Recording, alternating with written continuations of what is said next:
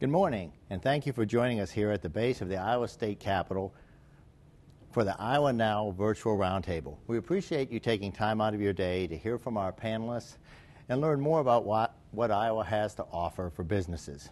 I'm Dr. Stephen Leath, president of Iowa State University, and today I will serve as panel moderator. I'm a new Iowan myself, having moved here in January, but in the 6 short months I've been here, I've already seen a great spirit of collaboration among Iowa companies, colleges, government organizations in an effort to grow Iowa's economy and provide high-quality, high-wage jobs for Iowans. Iowa's existing infrastructure and strength in key industries such as biosciences and advanced manufacturing position us to lead the way in innovation for the economy of tomorrow. We believe that at Iowa State so strongly that we recently have made an announcement that we're going to hire over 200 faculty in the next 18 months to focus on developing central Iowa into a research, manufacturing, and biotech corridor. During today's panel, you'll hear from 3 of Iowa's business leaders about why Iowa uniquely suits their business needs, how they've been successful here, and what they see in Iowa's future for the next 5 to 10 years. Iowa Lieutenant Governor Kim Reynolds and Iowa Economic Development Authority Director Debi Durham will address the state's ambitious job goals and how Iowa's restructured economic development efforts will benefit businesses interested in developing here in Iowa. We'll also discuss Iowa's innovation economy and what the state is doing to build upon our agricultural heritage in industries such as biotechnology, advanced manufacturing, wind energy, and financial services. We'll conclude today with a discussion on Iowa's infrastructure and new incentives that will foster additional growth throughout the state. The final aspect of today's program will be our panelists taking your questions. There are instructions on your screen that will tell you how to call us with questions or submit them electronically. We will hold all the questions until the end of the event, but please feel free to submit your questions at any time during today's program. We'll do our best to answer all of your questions in the time allotted. Now I'd like to introduce today's panelists. Originally, we had intended to have Iowa Governor Terry Branstad with us. The governor is diligently trying to get here while he's stranded out of state, and we regret that he can't be here today, but we are delighted that we have the next best thing, and we have Iowa Lieutenant Governor Kim Reynolds with us here today. Lieutenant Governor Reynolds served as Clark County, Iowa's treasurer for 14 years and was elected to the Iowa Senate in 2008. While in the Iowa Senate, Lieutenant Governor Reynolds was the ranking member on the Local Government Committee and served on the Economic Growth, Environment, and Energy Independence Committee and on the Economic Development Appropriations Subcommittee. She began her term as Lieutenant Governor in 2011. We also have Iowa Economic Development Authority Director Debi Durham. Debi Durham was named Director of the Iowa Partnership for Economic Progress in January 2011. She has since guided the Iowa Economic Development Authority's transition to a public-private partnership. Prior to joining IEDA, Debi was president of the Siouxland Chamber of Commerce for 16 years. Our private sector partners here today start with, on my far left, Mary Andringa, president and CEO of Vermeer Corporation. Mary serves both as president and chief executive officer of Vermeer in Pella, Iowa, which manufactures construction, agricultural, environmental, and industrial equipment. She is also chair of the National Association of Manufacturers, represents more than 10,000 manufacturing-based U.S. entities. She also serves as a member of the President's Export Council, serving as a private sector representative for business, industry, agriculture, and labor. Next to her is Irving Hahn, president of QCI. Founded in 1995, QCI is one of the largest technology consulting firms in Iowa, serving more than 150 clients across the state with locations in Des Moines, Cedar Rapids, Omaha, and Denver. Irving is also a member of the Iowa Innovation Council.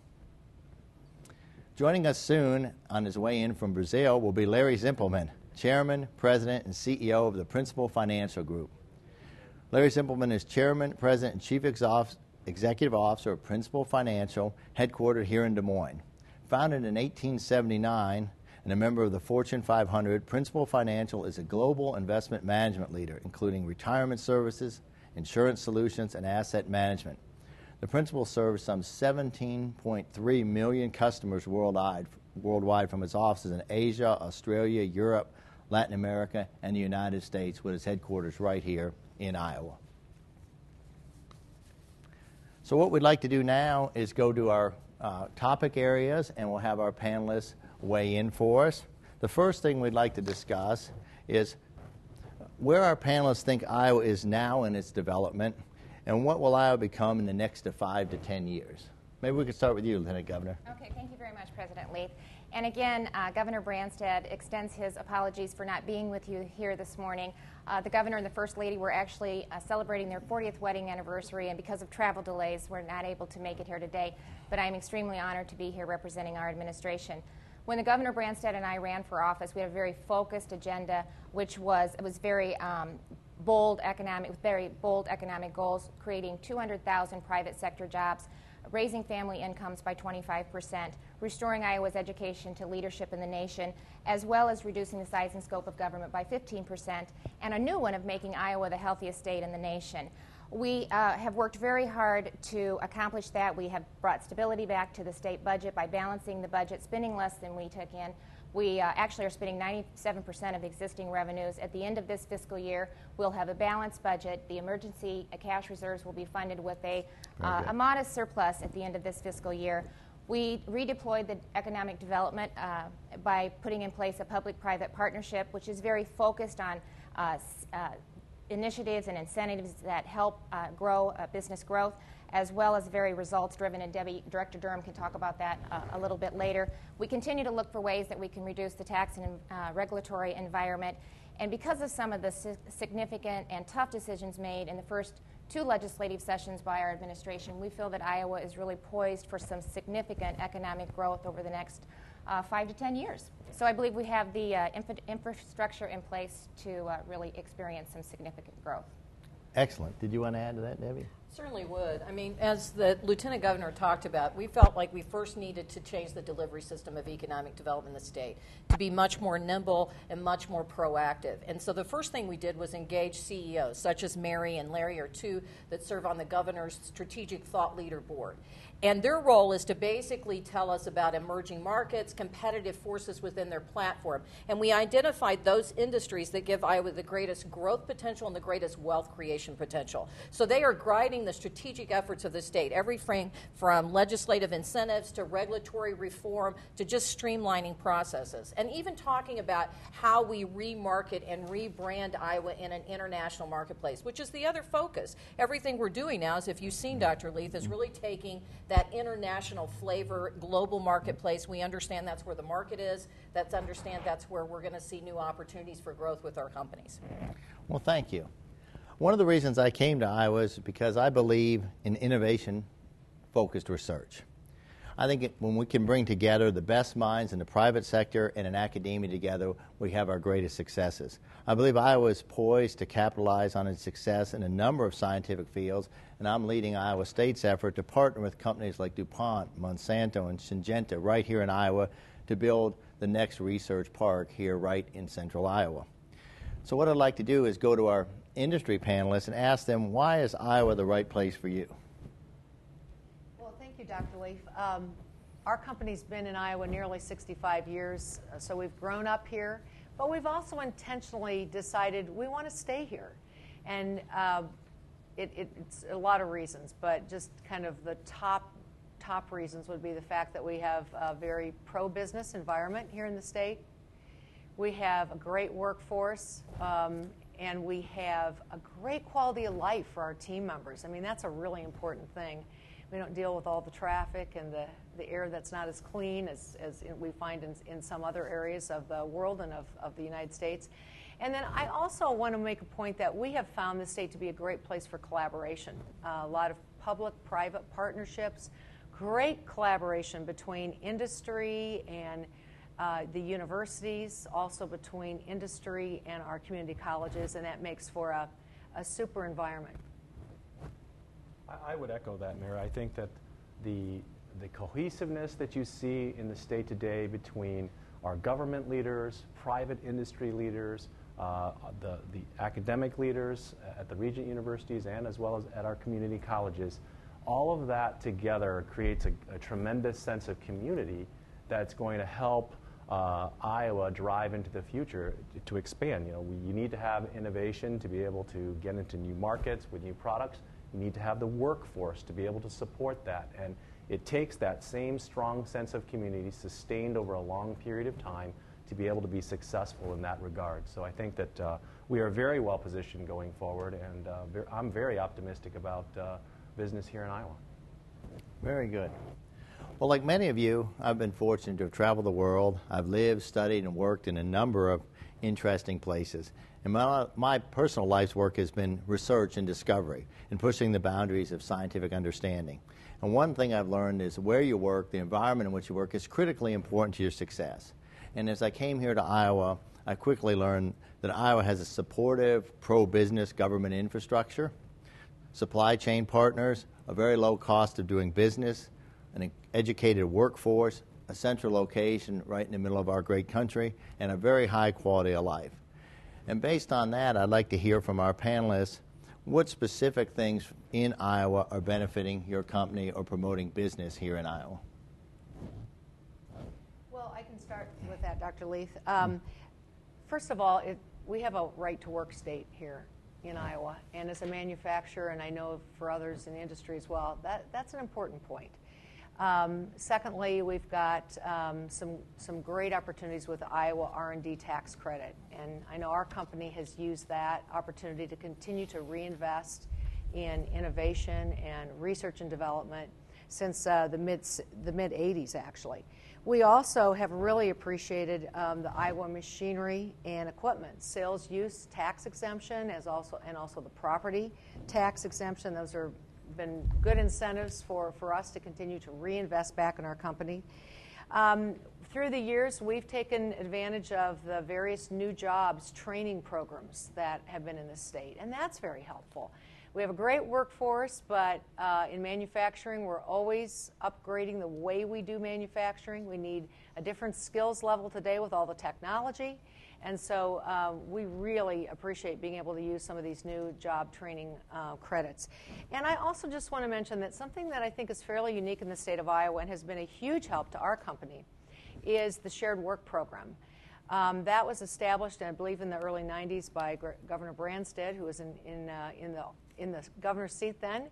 And our company has used that several times. So instead of having reductions in workforce on several occasions, we have been able to tap into the shared work program. So if people work 32 hours because our sales are way down or we're going through a recession, they still get 8 hours of sort of unemployment and the ability actually to go find another job as well.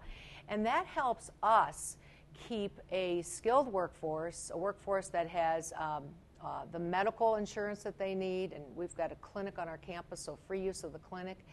And it provides for a lot of stability in our industry, in our company. So those are just a few of the great reasons to be in Iowa. Mary, I would add probably that the two most important things for QCI, which is an IT firm, would be that we have a tremendous spirit of innovation here in Iowa. There's been a lot of innovative developments that have happened over the years. If you look across the map of the state of Iowa, lots of small towns are basically there because of great entrepreneurs. The second thing is the high-quality workforce. Our workforce here is tremendous. We have a lot of high-skilled jobs that are available. We have a tremendous Regent University system that is producing world-class graduates at a very good pace year after year. And we also have a very good community college network that is extremely market-focused in being able to help companies like ours and Mary's and others to be able to fill the needs that we have to be able to go compete every single day. So I think those two things are extremely important for us to be successful here in Iowa. I think another component that Iowa is doing too that I'm proud to be playing a role in is, as we try to bring new jobs to the state of Iowa to meet our goal of 200,000 new jobs, we need to make sure that we have a skilled workforce ready to meet the needs of new business locating and existing businesses expanding. So we're working with economic development, the Iowa workforce, as well as our administration. We put together a skilled workforce initiative as well as a STEM initiative so that we can operate along a dual path to make sure we can work with existing workers to get them the skill set that they need to meet the needs of business, as well as making sure that we have young people in the pipeline that are graduating from high school, either career or college, post-secondary education ready. So it's an initiative that our administration is leading with other state agencies, again collaborating across the state of Iowa. We're asking industry to lead it, so they're playing a critical role in that, really helping us identify what they need and so we can meet those needs. Very good. And Lieutenant Governor, that's a great segue to another conversation we want to have, and that is, what is the state's commitment to growing jobs and attracting businesses to Iowa? And I'm hoping that Director Durham and yourself could expand on that for the audience. Well, first of all, in economic development, we all know is basically our first test is, are we taking care of our own backyard? And so that is why, again, the team has been assembled to give guidance to the administration on what we need to do to be more competitive and to identify supply chain opportunities so that we keep those people strong. So that's first and foremost. So we're taking care of our own backyard. We're also promoting ourselves more nationally, internationally. We're working on a brand new branding. In fact, people are beginning to really pay attention to Iowa. I just was really taken back by the U.S. Chamber's recently released study, the Most Enterprising States reports. And what I like about this report is it talks about states that are growing and prospering in today's culture. And Iowa's in that top 10 list. So we're starting to get noticed. So now that, we've got this great plan of, again, working within our industry sectors, playing to our strengths, creating a culture in which they can be profitable and grow, again, researching their supply chain, moving those closer to them, and then creating this tax and regulatory climate that's friendly to business because we appreciate and understand profit in our state. Very good. I think it's, we've worked with the legislature over the past two legislative sessions. Director Durham has done an excellent job of putting in place the public-private partnership, and so we've been working with her to make sure that they have the tools necessary to implement the initiatives that they're trying to put in place. We were able to pass last year the employee stock option plan as well as the high-quality jobs incentive, and so we're going to continue to work with economic development to make sure that they have the tools necessary to meet the objectives. And I know as president of Iowa State University, the university is moving quickly to be great partners with the folks on my right and left here. As companies want to expand in Iowa or locate to Iowa, we are ready. We are looking at tailoring our research partnerships to assist companies. We are looking at providing access to our laboratories and our equipment. And of course, we'll continue to produce tremendous high-quality graduates for those companies that want to locate here. And Dr. Leath, we just talked before we started. I just flew in from Boston last night from World Bio. We have a group that's still there, and we talked about next year already. What the presence is going to be. The governor will be there, us partnershiping together, and really beginning. So you're seeing us more and more out there. We're becoming a lot more aggressive. I don't think you'll find a more advocate for the state of Iowa than Governor Branstad. He's on the phone all the time, reaching out to companies, encouraging them to come to Iowa, talking about the benefits that we have for locating or expanding their business in the state. So he's a phenomenal marketer of the state. I just add also that the governor and I travel to all 99 counties every single year, so no matter where you locate your business, you can be assured that somebody in our agency will be paying attention and working with you to make sure that Iowa continues to meet your needs to stay in Iowa. Related to that, in the last year and a half, the former Iowa Department of Economic Development was a wholly government agency. It was converted to the Iowa Partnership for Economic Progress, a public-private partnership. This new structure makes economic development in Iowa more nimble and responsive to business needs while taking advantage of the private sector expertise offered by people like our panelists today. I was hoping we could walk through that, and Debbie, you could take the lead in explaining to the audience the reasoning behind the new public-private partnership. Is this an example of government finding the right formula for supporting our businesses here in Iowa? I think so. I mean, we're a studier, we believe in best practices, and we looked at models all across the country, but what you see before you is basically a model that's very unique to Iowa. The top board is the IPEP board, the partnership board that we talked about that the CEO serves for. And those CEOs are basically representing those industry sectors of Iowa that have the greatest growth and the greatest wealth creating potential. And they're there to be this, if you will, this high-level think tank to give us market research, to talk about emerging trends, emerging markets, where we should be focusing our efforts. And to really talk about how we can continue to be more friendly and how we can continue to grow Iowa and market Iowa. The second part is the authority, which is really the Department of Economic Development recreated new. And the reason we chose this model is it's quasi-governmental, meaning that we can still do the good work that the legislature deems us to do around incentives with all the transparency that is entailed with that. At the same time, it allows us to garner resources a new way. It allows us to have more flexibility on how quickly quickly we can respond to things. And so in time, we're putting this model to a path of self-sufficiency. So it will no longer be dependent on state funding for operations. So that's the goal with that. And that also is private sector led, along with some partnership with the legislature. And then if you see that we've created this Innovation Corporation, which is a nonprofit that we've set up that is independent, that is all led by individuals that have been involved in startups. And their role is to basically continue to identify the gaps within the innovation ecosystem, to work better partnership with our universities, to move commercialization quicker, to make those partnership bonds much stronger. At the same time, they're in the process of setting up a fund, a seed fund, to help Iowans through that place that bankers like to fondly call the Valley of Death. And so that's the structure. We have the right people on board. It's all about, the good to great theory. Make sure you have the right people. Each of these boards is equipped with the right leadership. They have a great strategic plan, business plan that's all focused on results and metrics. And now we're putting the resources together. So we're very pleased with how it's rolled out. And quite frankly, we're very pleased. We actually presented it at the National Governors Association, one of their regional meetings. A lot of people are looking at this. They think it's a very unique model, and so I think you'll see it as a best practice to come. Very good. Well, maybe we can discuss some examples of how the Iowa Economic Development Authority or the Iowa Partnership for Economic Progress, as well as the Iowa Innovation Council, are really making Iowa have a more pro-business environment. So what I was hoping, maybe because of time, we could divide these up. And Mary, you could talk a little bit about the Iowa Economic Development Authority. Maybe Larry, you could talk about the Iowa Partnership for Economic Progress. And maybe Irving, as a member of the Iowa Innovation Council, you can mention how that affects you and your role. Thank you again. What's been great is when we meet from an IPEP standpoint or with the Economic Development Group and Debi Durham's group, is the focus on how can we come alongside businesses to help you be better for the future. And so we do have a lot of talk about the workforce and all the great initiatives that are happening around the state on education. Certainly one of the big platforms of the governor and the lieutenant governor, and they are carrying that through. They are keeping a real huge focus on STEM and workforce initiatives. But also, as a manufacturer, I really appreciate the emphasis on getting more of my suppliers and other manufacturing suppliers into the state.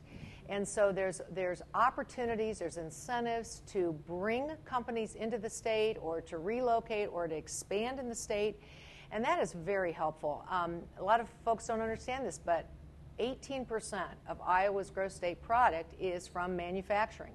So we're one of the top 5 in the whole country as far as the percentage of the importance of the gross state product which comes from manufacturing. And about 88% of all of our exports are manufactured exports. So for us to be able to have some of our suppliers or more of our suppliers closer and located in the state is a great opportunity. So I appreciate the incentives that are given to help relocate, to entice many of our suppliers to have a branch or an operation in the state of Iowa, and again for those companies to know that not only do there are incentives and financial helps for them, but also a real focus on the workforce that they will need to be able to be prosperous and successful in the state. And maybe, if it's okay, Dr. Leath, I'll pick up. And good morning. This is Larry Zimpleman. I'm the CEO of Principal Financial Group here in Des Moines, and actually just off an airplane, so my apologies, but happy to be here this morning. Let me just make a few comments about the Iowa Partnership for Economic Progress. Dr. Leath referenced that in his opening. And while I would say we're still relatively new and we're kind of getting started, I would make several very positive points about the framework that the governor, lieutenant governor, and Iowa Economic Development folks have put in place. First of all, I think as it relates to economic development, you are seeing Iowa be much more strategic in how it goes about economic development. That's very different than in the past, where we sort of waited for the phone to ring and then we reacted in a relatively passive way. And now we're being very strategic and very thoughtful in how we do economic development. So that's point one. Point two is that there is a huge opportunity in international trade. I actually just came in this morning from Brazil, so that's an example of that. And we have a governor and we have Debi Durham, who are very willing, and the Lieutenant Governor as well, who are very, very willing to do whatever it takes to help companies in Iowa pursue opportunities in the international space. Third, and I'll give you an example of that in just a second. Third is that, as I said, we're new, we're getting going, but we have very regular quarterly meetings with both business leaders as well as governmental leaders. The governor, the lieutenant governor, Debi participate very actively in those. And so what we get is we get a regular, candid dialogue about how our priorities are progressing. Are there other things we should be doing? Are there things that are working, things that are not working? How can we change it and make it better? And finally, just to give you an example of the depth and breadth that the governor and lieutenant governor and Debi go to, we did have an opportunity to host here, because of the personal relationship of Governor Branstad, Mr. Xi Jinping in February. And it was certainly a highlight for all of us. And it's the kind of thing that the governor, lieutenant governor, and Debi are very helpful with. Irving, do you want to talk about the Iowa Innovation Council? I guess I would be very brief in simply saying that innovation is extremely important in any economy. We know that here in Iowa.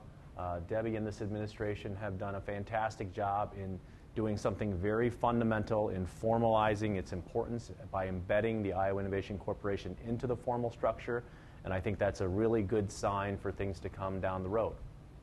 We may stay in that same vein and talk a little bit about successful economies, smart economies, and those are economies that really build from their strengths, from their base. And in the case of Iowa, it's no secret that we have a great heritage in agriculture, and this has led to the development of other robust growth industries, like biosciences, which is one of my favorites, but along with wind energy, advanced manufacturing, food technology, and we also have long-term traditional strengths here in Iowa in finance and insurance. So as I look at Iowa, being new here, I see a tremendous amount of innovation and excitement in the economy in Iowa. And I was wondering if our panelists could comment a little on the attitude here and the successes we're seeing here in Iowa. Well, as a person who's very biased towards innovation, I would say that we do have an excellent environment to foster and cultivate that, not only in our private sector, which has been built over time by a lot of people who have done a lot of innovation, but this administration and Debi have done a good job of putting in place some key programs with very targeted, specific investments to try to help foster and replicate that process and make it go faster. It means putting mentors together with entrepreneurs. It means putting advisors together with people who have great ideas. And when you put people with the right skills together over time, consistently, over and over again, good things will happen. So I think that we're on the right track in terms of innovation. I think we're very lucky with the diversity that the state has to offer. I mean, we're fortunate for our agriculture base, but in addition to that, we are a major hub for insurance and the financial services. And it was because of Governor Branstad's leadership in the 80s when we were experiencing the farm crisis that he really diversified the economy, and we've continued to build on that, which really speaks to the strengths that Iowa can bring with the diversity that we're offering. I would just make a couple of comments from the standpoint of financial services. You know, most people understand innovation as it relates to technology, or they understand innovation in manufacturing. Mary's company has been a leader in innovation manufacturing for decades. It's a little harder sometimes to understand innovation in financial services. But in fact, there is the same element of innovation in financial services. And really for us, innovation in financial services really comes down to the quality of the workforce. And quality of the workforce for our business really comes down to STEM education. So again, as an example of how the state's trying to be very, very proactive in supporting business, and particularly financial services and other engineering type companies here in Iowa, is the STEM Advisory Council, which the Lieutenant Governor, along with Ben Allen, who is the president of UNI, are co-chairing. And it's a very engaged, energetic group, has done a lot of great work. The Lieutenant Governor may want to comment, but this is the kind of thing that, from our perspective, we need more STEM graduates, and it's going to pay dividends, I know, for our company for decades to come. I know as someone trained in the STEM disciplines, I am delighted at the effort the Lieutenant Governor is leading. It's a model for the country. Just tremendous. I might just add on, I think a lot of great comments already been made about innovation. I do believe there is an innovative spirit in the state, in the public sector and the private sector. I know when my dad started, one of his famous sayings was, if 50% doesn't work, you're not trying enough. I mean, that whole idea of we have to experiment, we've got to try things. And what's fantastic in this state is, I think, the cooperation and the collaborative efforts between, again, private businesses, whether it be manufacturing, insurance, and our educational institutions. I know for us, we're working with Dr. Leath's university to work on some R&D projects together with an advanced materials and automation. And that just makes our state better, and obviously is also a great way, working with students, to do some recruitment for the future. So there are a lot of good things going, and there is a just make it happen, take charge, let's figure out another way if the present way is not working. There's that kind of attitude in the state. There's just really some great synergy going on right now on all sectors, and it's really exciting to be a part of it and to see it happen and to see it happening all across the state of Iowa. That's what I think is extremely exciting. Well, maybe as our last topic before we go to the viewers' questions, we could get all of you to weigh in on some things that have happened recently in Iowa. During this last legislative session, the Iowa legislators passed laws to encourage job growth and provide financial incentives to our companies. And I'd like maybe everyone in the group to comment on efforts or infrastructure that the state has put in place to encourage job growth and develop a culture that really values technology, innovation, wealth creation. I know Mary's very familiar with the High Quality Jobs program. Larry, maybe you could comment on employee-sponsored ownership plans. Irving, I know you know a lot about the research tax credits and other direct financial assistance. And then I'd really like Director Durham and the Lieutenant Governor to comment on something that I've noticed is really special in Iowa, and that's that the leaders of this state, the top government officials, take a real personal interest in the success of the businesses in Iowa and work on personal relationships with our industry leaders. So if all of you could comment in these areas, it'd be wonderful. Well, the legislature has granted funds to be used for a high-quality jobs program, and this is really a program focused at trying to help businesses that are locating, expanding, or modernizing an Iowa facility. And so some great incentives are connected with that. And a part of that also is the Grow Iowa Values Fund, which is very much related to job training. And there are some thresholds for wages and benefits. But basically what it does is really helps businesses be able to get the trained workforce they need. And a lot of that training does need to happen sometimes at the businesses themselves. And I know there's a program we've been working on which has enabled us to be able to purchase a weld simulator for weld training and also a paint simulator for paint training. And these are great, innovative products actually to help us train our people.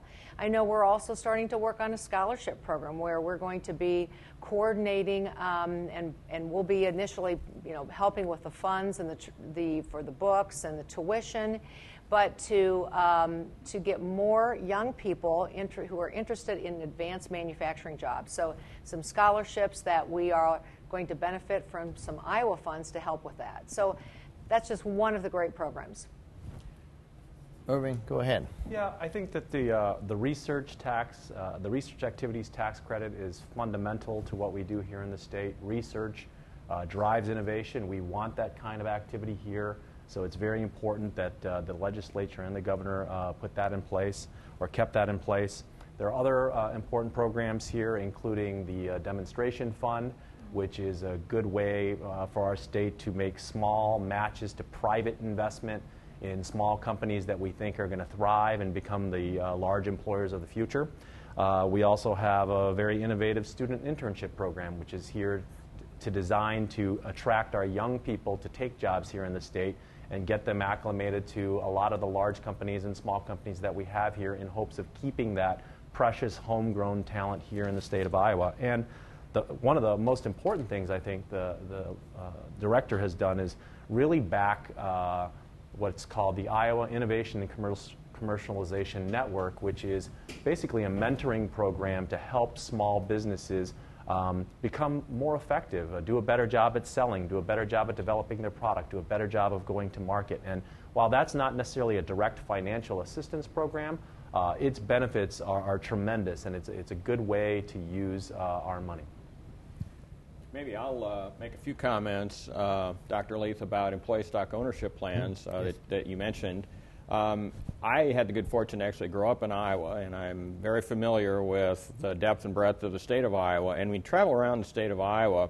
When you find any sort of mid-sized or larger community, almost inevitably that community exists because of the presence of one or two particularly often manufacturing or some sort of agriculture operation in that city.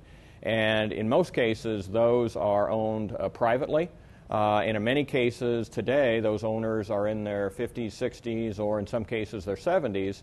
And we've seen time and time again often that when those businesses get sold, often they're to out-of-state people, and we see the business get consolidated, and that community will suffer for decades as a result of that. So demonstrating, I think, the innovation that is present here in the state of Iowa, a partnership between Debi Durham and the economic development folks, private sector, since we at Principal are very, very involved in the employee stock ownership business, along with the governor and the legislature, we created this year a program to encourage employee stock ownership plans. These are plans whereby the ownership of the firm can be passed from the current owner to a new generation of owners, thereby allowing that business to do that on a tax preference basis. And allow that business to stay in the state of Iowa and prosper, and to have that community then be able to count on those jobs and additional growth in those jobs going forward. There are many, many statistics that demonstrate clearly that when employee stock ownership plans are put in place and employees become owners, the productivity of that particular business increases substantially. So Iowa put in place some capital gains tax credits to the owners of those businesses to encourage the ESOP and to encourage the ownership of that business to be passed to a new generation. So this is a very exciting, very, very innovative concept that I think we can actually build on significantly in the years ahead, and it is going to be very, very critical to many of the smaller towns outside of Iowa in order to maintain their economic vitality. Well, maybe you can summarize, Director Durham or Lieutenant Governor, on this relationship with industry. Certainly. We just launched that the governor and lieutenant governor did an Operation Thank You, where we're actually going out into our regions and meeting with our employers that are growing and just thanking them for doing the business and identifying, again, those areas where we can remove barriers. The ESOP came from those visits that we make to the communities. But I think that, one of the things is when the governor and lieutenant governor came in with their very bold growth agenda of creating the 200,000 jobs and raising family incomes by 25%. So let's be very clear, we're talking about strategic growth, quality growth. That one of what they said was to all department heads, look, we're holding all department heads responsible for these goals.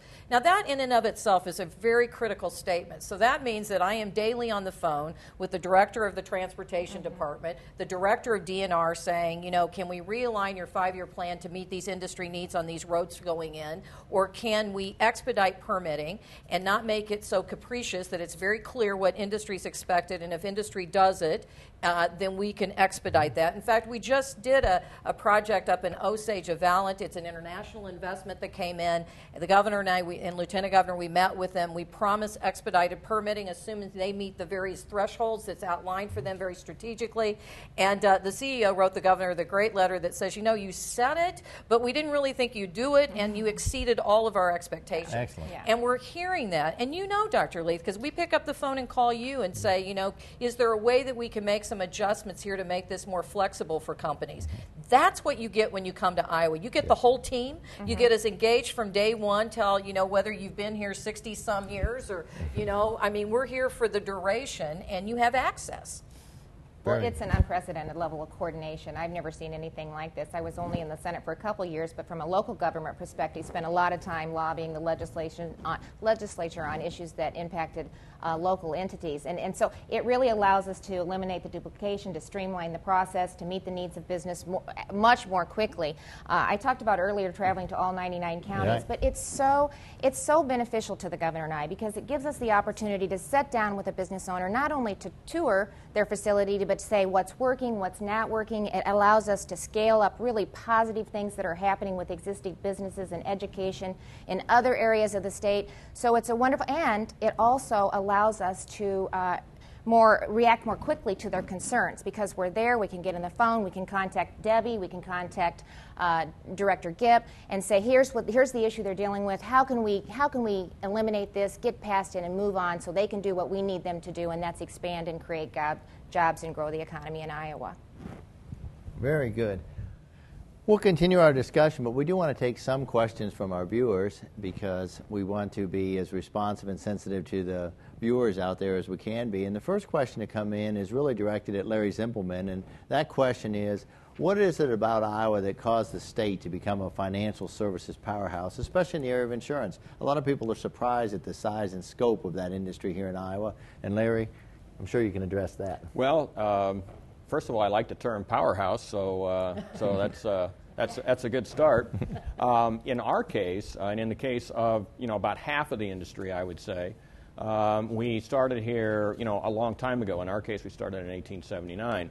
I think, as was mentioned earlier in the broadcast, actually the governor in the 1980s identified that we needed to diversify our economic base, and in the last sort of 30 years, many global financial services companies have moved into Iowa, not just Des Moines, but Des Moines, Dubuque, Cedar Rapids, many cities throughout Iowa. And today we have a very diversified financial services industry here. Why has it been successful? Well, would make a couple of points around that. First of all, in general, this is a very good business climate in the state of Iowa, and that's a holistic term. That's not necessarily saying that our strategy is to be the best in any one area, like lowest tax rates or lowest utility costs or whatever.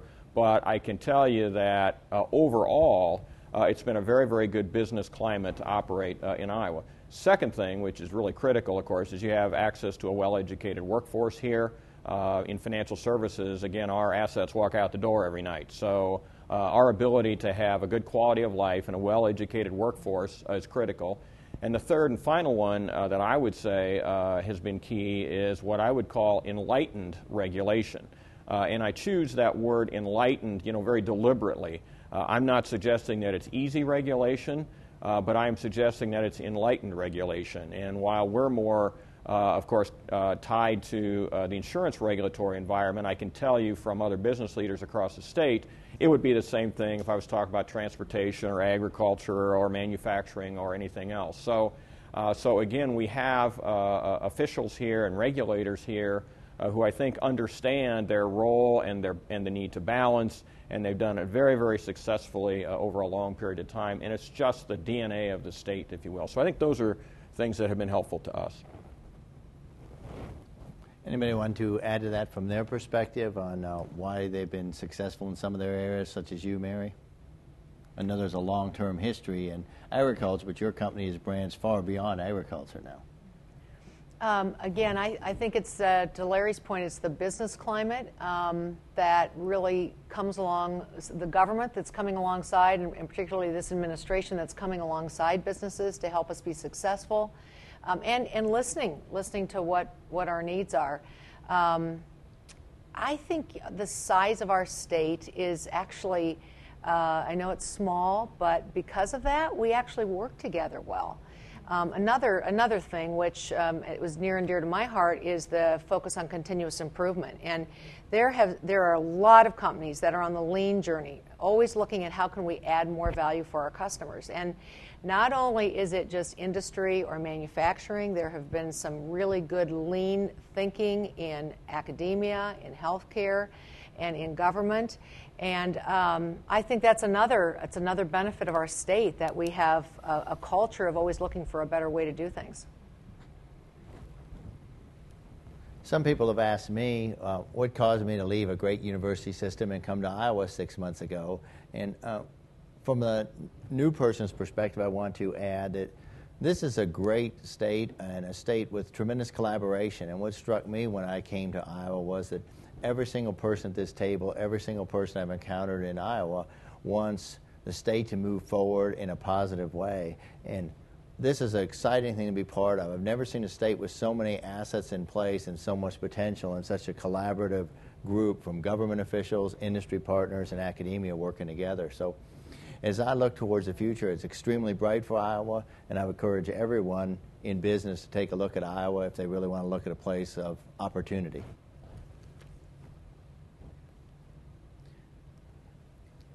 Well, just picking up on what Larry said about the holistic growth plan, we understand that we need to build a climate that is friendly to business, particularly within those targeted industry sectors that meets their needs. But it is also building communities people want to live in, that we can attract folks in.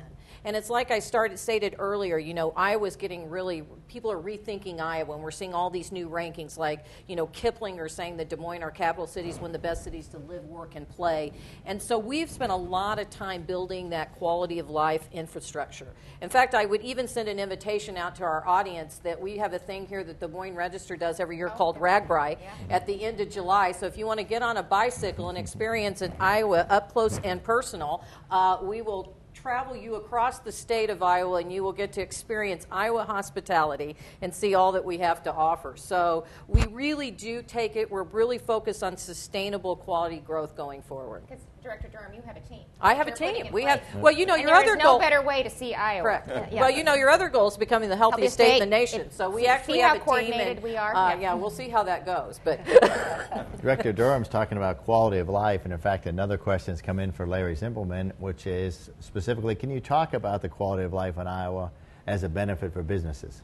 Sure. I'm very happy to address that because I think this is one of the real outstanding areas that Iowa has going for it. Again, as someone who has grown up in Iowa, as someone who has spent my entire business career here in Iowa, I can tell all of you out there that are listening that Iowa has changed significantly over the last 20 or 30 years, and again, in a very strategic and thoughtful way. Iowa, for example, was one of the leaders in bringing in people that were coming from different cultures.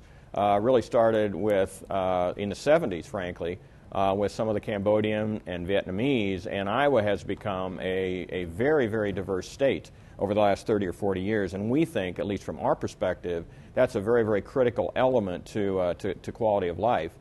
In addition to that, the state continues to support quality of life activities. I know in the last legislative session, I think nearly $400 million was allocated by the state for different activities around art and recreation, et cetera. So the state understands the need to invest in order to continue to make the quality of life here in Iowa one of the leading advantages. And I'll just close maybe with a couple of other points. One is that if you look at the statistics, they were referenced before, you'll find that Iowa is the second most livable city. That's very important.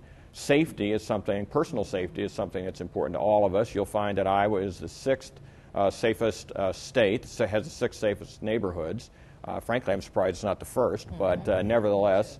And the last point I want to make, and maybe Irving can talk for a minute about this, one of the things that I'm actually very excited about for the state of Iowa is that we have a new generation of younger leaders, entrepreneurs, as well as leaders in more established businesses that I think are going to take this state to a position and a place that it's just not been before. And as, again, someone who has grown up in the state of Iowa, it is so exciting for me to see these younger leaders like Irving.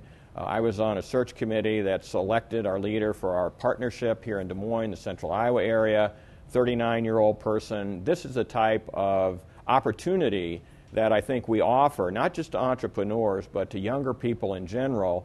And it's, again, really exciting time to be here in Iowa, and maybe that's something Irving could spend a few minutes talking about. Yes, thanks, Larry. I think that what makes the quality of life here in Iowa is exactly what Larry described, and the sense of community that you have here in the state comes about from leadership across many generations of people who are very thoughtful about how to advance quality of life in this state. And when I say many generations, is exactly what Larry referenced, which is you need to have this constant renewal of leadership in the business ranks, in the state government ranks, just in public service, to be able to sustain that over a long period of time. And in a state that is the size of Iowa, I would say that you get tremendous opportunity to cultivate that next generation, because in Iowa, everybody here is treated as they're important. And I think the director brought up great examples of that. You know, when you want to do business here in Iowa, you could be a 50-person firm, a 2-person firm, a 100-person firm, a 1,000-person firm. You're important here in Iowa. The same goes for being inclusive about the leadership and incorporating younger people like myself into the overall fabric of what we need to do going forward. Well, just to pick up on that, you know, we had a Sack and Learn the other day in the governor's office with Lieutenant Governor and myself, and with a bunch of startup small companies, and they were just astounded that they had access to all of us for an hour and a half, that time was totally devoted to them, with just talking about what's going on their platform and what we can do to better promote our state. And that's the kind of access that you're talking about, Irving, that really makes a difference. And really all they were asking was for us to help market what they were doing, Correct. to help promote the entrepreneurial spirit in Iowa and how they can be a part of it. And it's really been exciting to see those startup cities happening all across the state of Iowa. So again, to Larry's point, it's not just in Des Moines, it's happening all across the state of Iowa. We've actually had a couple of questions come in that are similar, and I'm going to try and roll them into one question directed primarily at Mary.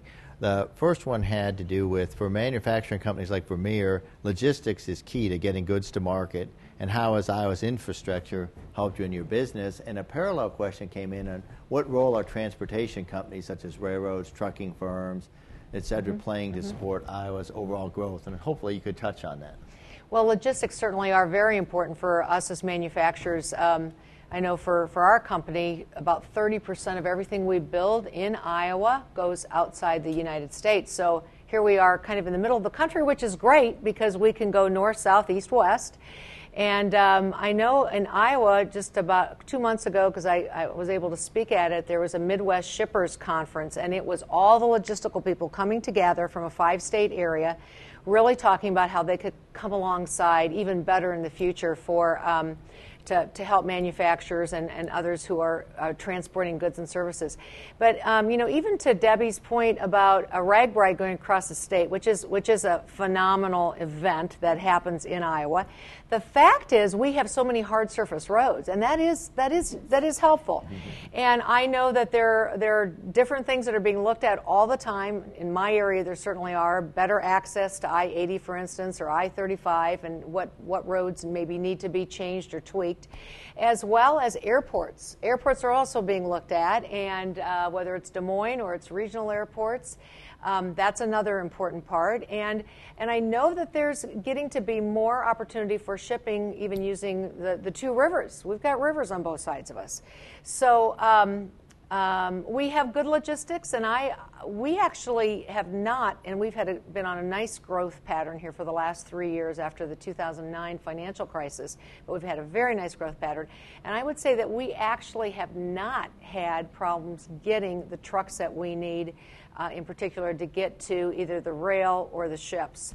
So again, a lot of good coordination. The good thing about Iowa is you can pick up the phone and talk to people and work out issues that there might be in logistics or any other kinds of issues. We have another question comes in really on the educational segment that many of us could comment on, especially the Lieutenant Governor and myself, on what programs does the state have to make sure that our high schools and community colleges are equipping graduates for immediate employment in the workforce? And does the state have any cooperative education programs that businesses can take advantage of to train workers in specialized fields? Who wants to start on that one? Well, I'll start with the STEM initiative, Science, Technology, Engineering, Math. I'm really excited about the program. Again, we're working with business. We're having them drive the initiative. Our goal is to increase achievement and interest in STEM initiatives, as well as making sure that students, no matter where they live in the state of Iowa, have access to the really exceptional STEM programs that we have right now. Not everybody has access to them. But in addition to that, we want to make sure that we're strategically mapping the STEM initiatives to economic development. So that's a key component of it, as well as making sure that we have an educated pipeline of teachers that are ready to go into the STEM subject fields or those principles. In addition to that, we also are working with workforce development and the skilled initiative that we launched last week. Again, public-private partnership led by the private sector. We've implemented the National Career Readiness Certificate program, which is a component of that, so that this unemployed workers right now can take a test, see where their skill set is, and then we can work with them to help them meet the needs so we can get them employed and taking care of their families and part of the workforce and being a productive Iowan. So those are two initiatives that we're working with business, with the community colleges, and as well as pre-K through 12. And I can comment from the university perspective of the close working relationship between the community colleges and Iowa State University. In fact, all the community college presidents have come to the university every year so we can make sure our programs are in line, that we have clear articulation agreements, and that our graduates, whether they come from the community colleges or the universities, are ready for the workforce. I'm proud of the fact that at Iowa State University, for example, over 90% of our undergraduates now are getting jobs before they graduate, which is really an unprecedented number in today's economy. Agriculture, for example, is at 98%. So I think in a continuum from K to 12 through the community colleges to the universities, we're working closely together to make sure that our students are job ready. We just have a couple of minutes left, so we'll focus on a couple of last questions. One that has come in that really could go to Mr. Hahn, the Lieutenant Governor, and Director Durham is about incentives that are available for startup and research companies specifically here in Iowa. Well, I would say one of the principal programs we have here in Iowa is the Demonstration Fund, which is targeted for entrepreneurial firms that are just starting out in our targeted industries. It is basically a grant or a loan that's going to help you match your private investment to be able to do the specific activities you need to get from your early stage to that first stage of commercialization.